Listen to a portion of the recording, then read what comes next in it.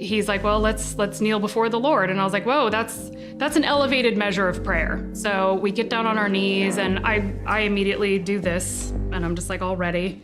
And then all of a sudden I feel his hand creep up against mine, and he kept rubbing his thumb across the back of my hand.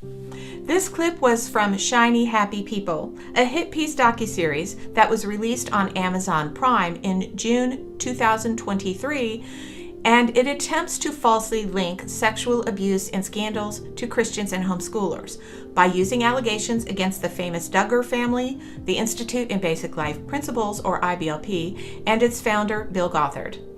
First, I want to say that there is no doubt that the situation described here would be awkward for Lindsay Williams, the woman telling her story. It could even be intimidating, certainly uncomfortable. That should be acknowledged. And I understand why Lindsay would say she didn't like it. But I want to explain the problem with this whole narrative. Kneeling in prayer and holding hands is not sexual abuse. In fact, it's not abuse at all. When I first saw this part of Shiny Happy People, I had not researched or studied out allegations against the Duggar family, Bill Gothard, or IBLP at all. And so I was certainly concerned with the story being told in the docuseries as I first started viewing it. I was thinking as Lindsay was telling her story that more was coming. She was sitting there about to tell of her trauma at the hands of Bill Gothard. As she told the story and got to the kneeling down part, I thought something awful was coming next. But no. When that clip was over, my thought was, he held her hand while they prayed? And then they show a dark hallway, and she says she wondered as she walked by who else he was praying with. I'm one of many, many, many young ladies that Bill preyed upon and took advantage of. I would walk by and sometimes he'd be like, oh, I wonder who he's praying with now. But then I couldn't really bring myself to like really look in or stop and take a peek. And she also gives away something very important in her testimony that shows this doesn't add up to be sexual abuse or abuse of any kind. I'll get to that in a minute. I can also understand that there was a 6-inch rule that was to keep males and females from having inappropriate physical contact. That makes sense. We have a thing within the ATI system that we call the 6-inch rule to keep 6 inches between a female and a male, and he seemed to have no problem. But was this in context in this instance? I personally think it was, but I don't think Mr. Gothard thought it was at the time. The reason I say this is because of the many accounts I have read and the numerous young ladies I have talked to who said over and over again that they saw Mr. Gothard as a father or grandfather figure, that he treated them as a loving father would treat a daughter. It's just, we spent a lot of time together, and I've never seen him try to be closed off, ever. You know, and I'm going to be, in all honesty to you, I can see where these girls are coming from a certain perspective. Right. When you're a young girl and you hear, you know, that no one is supposed to, you know, hold your hand or things like that for a long time, and then someone does, maybe you feel that they've crossed that line.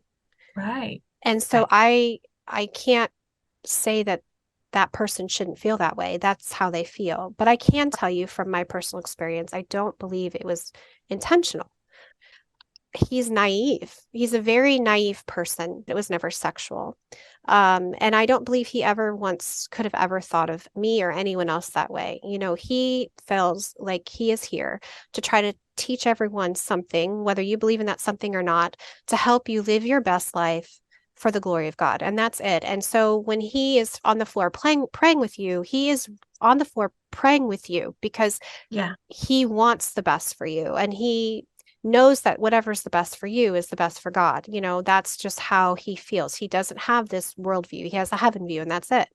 Did the 6-inch rule apply to father-daughter relationships or grandfather-granddaughter? Well, I think it should apply if it isn't really a father or grandfather. But if it really is, then no, it doesn't apply. The 6-inch rule was not supposed to mean a father couldn't hug his daughter or hold her hand. The problem was that Bill Gothard was not a father or grandfather to these young ladies, but he saw himself that way. This is the disconnect that happened and why some young women felt uncomfortable with his attention. He was giving them attention in ways he thought would convey a loving parent, but many of them didn't see him that way. They saw him as a spiritual leader, not a parent or grandparent. So when he would do things like hold their hand while praying, some of them felt very uncomfortable, awkward, confused, and even intimidated. So from Mr. Gothard's perspective, he was showing them he cares and loves them in a fatherly way. From their perspective, this is a man who they are not related to holding their hand. The disconnect caused a lot of misunderstanding, and it also is why the IBLP board concluded that Mr. Gothard's behavior was inappropriate.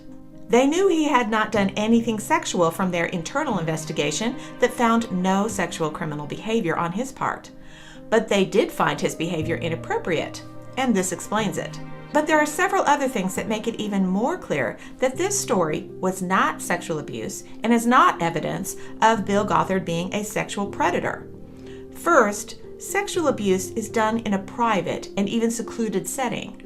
Like I said in another video, the details of Mr. Gothard's office, where these alleged incidents took place, will be shown in the documentary to come called Shiny SLANDER, and I will make a video about this also in the future for this channel.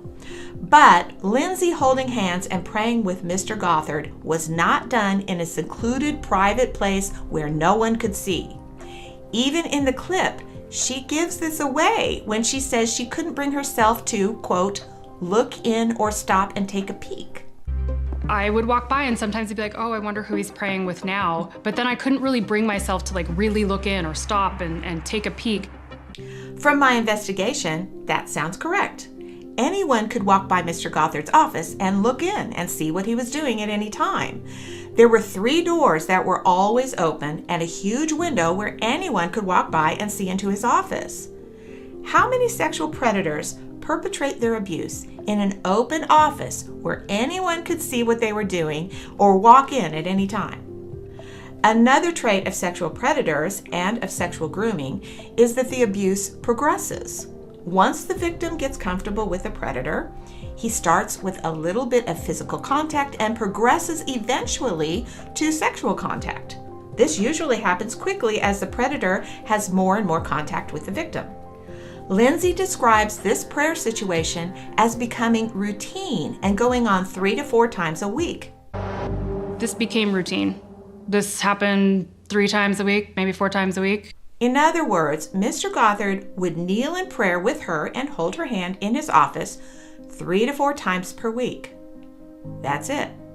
There is no progression of behavior here at all. He didn't start touching her in other body parts, trying to kiss her, closing the door and groping her, nothing. He only kneeled in prayer with her and held her hand. To this day, I do not understand why he didn't try more. I have never heard of a sexual predator kneeling in prayer with his victim and never doing anything more than holding her hand during their conversation with God. But Shiny Happy People tries to make it look like this was an ominous example of Bill Gothard's sexual behavior with young women. And Lindsay says she was, quote, one of many, many, many young ladies that Bill preyed upon and took advantage of. This just isn't an example of that at all. Just a reasonable look at the circumstances described in her story and taking her own words to heart, it is clear that what was described here is not sexual abuse or abuse of any kind. I will say this about Lindsay, that it is sad to see a person claim victimhood when they could instead see the situation for what it really was. An awkward and understandably confusing circumstance from her teen years with a man who was trying to help her. Unfortunately, Lindsay has made victimhood a huge part of her life and identity and has become an atheist, which is equally sad to see. I hope in time she comes to see the truth of all this. Next time, you would get chosen to ride in Mr. Gothard's van. All of us were under 18. He would always have a girl next to him. There was always petting to heavy petting, his hand on knees, up skirts. We never talked about it. I knew it was weird, but I didn't know it was wrong. Well, this sounds like abuse for sure, right? We'll talk about this story told in Shiny Happy People by a woman named Laura Smith in the next video. Please don't forget to subscribe, and I hope to see you here next time.